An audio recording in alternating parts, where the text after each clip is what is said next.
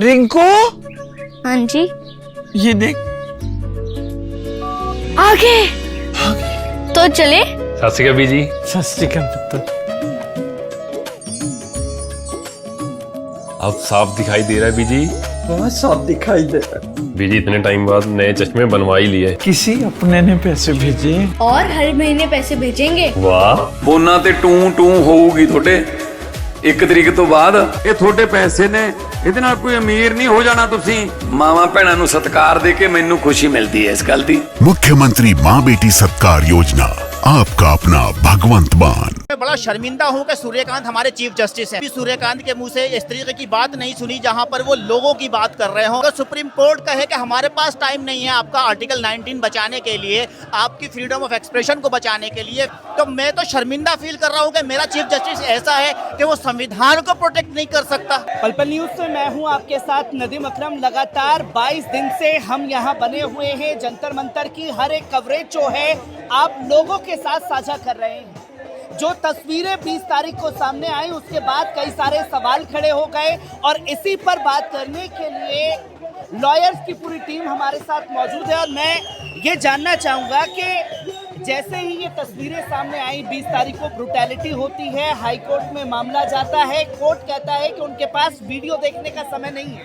जी, सबसे पहले तो हाई कोर्ट गए। हाई कोर्ट ने कहा कि भाई हमें इस सब में मत घसीटो। फिर नेक्स्ट डे जो है वो गए हैं सुप्रीम कोर्ट और उनको बताते हैं कि भाई पुलिस वालों ने इस तरीके से जो प्रोटेस्टर्स हैं उनके ऊपर लाठी चार्ज की, तो वो कहते हैं कि हमारे पास तब समय नहीं है अभी। तो वो उसके बाद कहते हैं कि जनाब हमारे पास वीडियोस भी हैं, इसकी सबूत भी हैं कि लाठियों में कीले घुसा करके वो किए हैं। तो वो कहते हैं चीफ जस्टिस साहब कि हमारे पास जो है ना हमारा टाइम वेस्ट करिए ना अपना टाइम आप वेस्ट करिए। ये तस्वीर तो सामने आई, साफ तौर पर सुप्रीम कोर्ट में भी ये लेकर के गए, सुप्रीम कोर्ट में भी मना कर दिया गया, समय नहीं है सुनने का। पर कुछ जज जब वकील साहब निकले तो उन्होंने एक प्रियम्बल पढ़ा। वो प्रियम्बल को लेकर के लोगों को समझाने की जरूरत करे। अगर सरकार भी समझे तो कैसे समझे? जी, सरकार ये समझे कि यहाँ पे कोई किंग नहीं है। कॉन्स्टिट्यूशन शुरू होता है प्रियम्बल से और प्रियम्बल शुरू होता है we the people of India. तो जो भी पावर है वो लोगों के हाथों में है, ना किसी चीफ जस्टिस के हाथ में है, ना किसी प्रेसिडेंट के हाथ में है, ना किसी प्राइम मिनिस्टर के हाथ में है, ना किसी गवर्नर के हाथ में है। जो सुप्रीम पावर है, जो इस कंट्री की सुप्रीम पावर है, वो पब्लिक के हाथों में है और पब्लिक डिसाइड करेगी कि इस देश के अंदर क्या होगा, कैसे होगा और कब होगा। पर ये सुप्रीम कोर्ट के जो जज हैं उन्हीं के बयान के बाद तो ये पूरा माहौल बिगड़ा है। तो कैसे देखा और समझा जाए? जिन्होंने ये मामला भड़काया उन्हीं के पास सुनवाई के लिए पहुंचे। देखिए, मैं एक लीगल फ्रेटर्निटी से आता हूँ, मैं एक पेशे से वकील हूँ और मैं बड़ा शर्मिंदा हूँ कि सूर्यकांत हमारे चीफ जस्टिस हैं।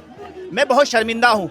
मैं शर्मिंदा फील करता हूँ उन लोगों के लिए जिन लोगों को हमारे न्यायालयों से इंसाफ नहीं मिलता। हमने कभी भी सूर्यकांत के मुंह से इस तरीके की बात नहीं सुनी जहां पर वो लोगों की बात कर रहे हों, लोगों के एक सामूहिक तौर पर कि ज़्यादा से ज़्यादा लोगों को कैसे उनके राइट्स जो है प्रोटेक्ट किए जाएं। जो संविधान है उसको बचाने का प्राइमरी मोटिव सुप्रीम कोर्ट का होता है। Supreme court is the guardian of the constitution. अगर सुप्रीम कोर्ट कहे कि हमारे पास टाइम नहीं है आपका आर्टिकल 19 बचाने के लिए, आपकी फ्रीडम ऑफ एक्सप्रेशन को बचाने के लिए, आपके राइट टू असेंबल के लिए हमारे पास टाइम नहीं है, तो समझ लीजिए वो ये कहते हैं कि मेरे पास टाइम नहीं है कि मैं आर्टिकल 19 आपके लिए बचा पाऊं। तो मैं तो शर्मिंदा फील कर रहा हूं कि मेरा चीफ जस्टिस ऐसा है कि वो संविधान को प्रोटेक्ट नहीं कर सकता। संविधान को प्रोटेक्ट करने की बात हो रही है मैम। हमने 20 तारीख को कई वीडियो देखे जहां महिलाओं के ऊपर हमले होते हैं, उनके कपड़े फाड़े जाते हैं। ऐसे में जब पुलिस वाले कार्रवाई करते हैं तो कैसे उनके ऊपर कार्रवाई की जा सकती है? काउंटर जो ये हरकतें कर रहे हैं, पहले तो सबको अपने राइट्स पता होने चाहिए, कोई आपको ऐसे डिटेन नहीं कर सकता। और जहाँ तक पता चल रहा है कि बच्चों को जिन्हें उठाया है उन्हें आगे कम्युनिकेट नहीं करने दिया गया है, उनको बताने नहीं दिया गया है कि उन लोगों को क्यों उठाया गया है। ग्राउंड्स बताना ज़रूरी है, आगे आपके फैमिली मेम्बर्स को इन्फॉर्म करना ज़रूरी है और ये भी ज़रूरी है कि आपको ग्राउंड्स पता है अरेस्ट क्यों कर रहे हैं और आपको आपके चॉइस के एडवोकेट से बात करने दी जाए, जो कि यहाँ पे प्रैक्टिस नहीं हुआ है जहाँ तक हमें पता चला है। ये भी तो तस्वीरें देखने को मिली ना कि कई पुलिस वालों की नेम प्लेट नहीं थी, वो लगातार, अब वो पुलिस वाले थे भी या नहीं थे, तो कैसे उनकी आइडेंटिटी हो पाएगी, कैसे उनके ऊपर एक्शन हो पाएगा? मैडम से पूछा गया कि इनके बैचेस का है तो कहती है कि गर्मी लग रही थी तो इन्होंने निकाल के फेंक दिए हैं। अब आपको लगता है कि ऐसे में इन लोगों के ऊपर कोई कार्रवाई की जाएगी? मतलब बहुत ही शर्मिंदगी वाली बात है। वो कह रही है कि गर्मी लग रही थी तो उन्होंने उठाकर फेंक दिया। कैसे देख सकते हैं कि ये तस्वीरें जो सामने आई, पुलिस वाले हमला करते हैं, नेम प्लेट नहीं है और फिर कहते हैं गर्मी लग गई, कुछ कहते हैं कि पत्थर सीधा यहीं लगा, नेम प्लेट टूट करके गिर गई। देखिए सब झूठ है, एक आदमी की नहीं, हर आदमी की नेम प्लेट नहीं है। 2012 से आप कभी भी कहीं प्रोटेस्ट हुआ हो, आप देख लें वहाँ पुलिस वालों के किसकी नेम प्लेट्स हैं। ये 2019 में शाहीन बाग प्रोटेस्ट हुआ था, वहाँ नेम प्लेट नहीं थी। जेएनयू में जो है अटैक हुआ था, वहाँ पुलिस वाले आए थे, किसी के नेम प्लेट नहीं थी। जब बनारस के अंदर हुआ, किसी के भी नेम प्लेट नहीं थी। ये नेम प्लेट ना रखने का मतलब ये है कि आपकी आइडेंटिटी को हम बचा लेंगे, आप जो चाहे करें जाके वहाँ पर। मुझीब साहब, मैं ये भी जानना चाहता हूँ क्योंकि अगर कोई ऐसा इंसिडेंट हो जाता है तो लोगों को अज्ञात करके चिन्हित कर लिया जाता है, पुलिस वालों को कैसे चिन्हित कर पाएगा? क्योंकि वो तो नेम प्लेट इसलिए हटा रहे हैं कि कोई काउंटर एफआईआर ना कर पाए। जी बिल्कुल, यही हटा रहे हैं कि ताकि उनकी पहचान ना हो पाए। तो ये चाहते हैं कि पुलिस वाले जाके बर्बरता करें और उसके बाद उनको बचा लिया जाए, वो अननोन बन करके रह जाएं, बस। तो क्या ऐसे में बच सकते हैं वो पुलिस वाले? उनके ऊपर कोई कार्रवाई नहीं हो सकती? नहीं, बिल्कुल बच सकते हैं, अगर कोई स्ट्रॉन्ग सबूत नहीं हो हमारे पास तो हम। ऐसे में सर एक नाम सामने आया कोर्ट के अंदर लांबा का, जिनके ऊपर एक्शन भी लिया गया क्योंकि उनकी नेम प्लेट के आधार पर ही एक्शन लिया गया। क्या ऐसे में कोई और पुलिस वाले के ऊपर कार्रवाई नहीं होगी? ये संविधान की खुली धज्जियां उड़ाने जैसा मामला नहीं है? संविधान की धज्जियां उड़ रही हैं, तभी तो आज यहाँ जनता है। अगर संविधान को प्रोटेक्ट किया गया होता, हमारे देश के न्यायालयों ने, हमारे देश की पुलिस ने कानून को ऊपर रखा होता, तो आज यहाँ पर परेशान होने की जरूरत नहीं होती युवाओं को। ये अपने करियर में आगे बढ़ रहे होते, आराम कर रहे होते। ये है ही इसलिए क्योंकि संविधान की धज्जियां उड़ाई जा रही हैं चारों तरफ से मिलके, उसमें हर कोई शामिल है।